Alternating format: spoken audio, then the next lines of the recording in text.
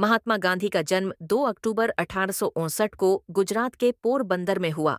उनका असली नाम मोहनदास करमचंद गांधी था।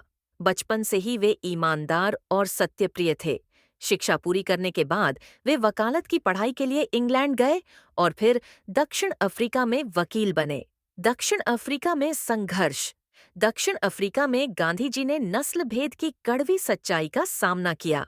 एक बार उन्हें केवल गोरे न होने की वजह से ट्रेन से धक्का देकर बाहर फेंक दिया गया। इस घटना ने उनके जीवन को बदल दिया।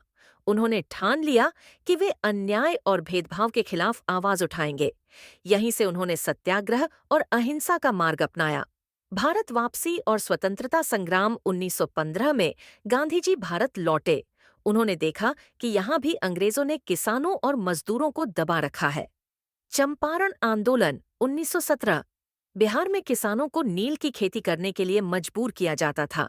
गांधी जी ने सत्याग्रह शुरू किया और अंततः किसानों को राहत मिली। अहमदाबाद मिल आंदोलन 1918। मजदूरों के हक के लिए उन्होंने उपवास किया और मजदूरों को उचित वेतन मिला। खेड़ा सत्याग्रह 1918। गुजरात के किसानों पर टैक्स माफ कराया। इन आंदोलनों ने उन्हें महात्मा बना दिया और जनता का विश्वास उन पर बढ़ता गया। असहयोग आंदोलन 1920। गांधी जी ने अंग्रेजों को चुनौती दी। हम सहयोग बंद कर देंगे। लोगों ने सरकारी स्कूल, अदालत, नौकरी छोड़ दी, खादी पहनना शुरू किया और विदेशी वस्त्र जलाए।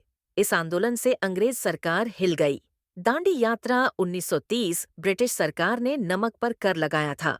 गांधी जी ने 78 साथियों के साथ साबरमती से दांडी तक 390 किलोमीटर की पैदल यात्रा की और समुद्र किनारे नमक बनाकर अंग्रेजी कानून तोड़ दिया।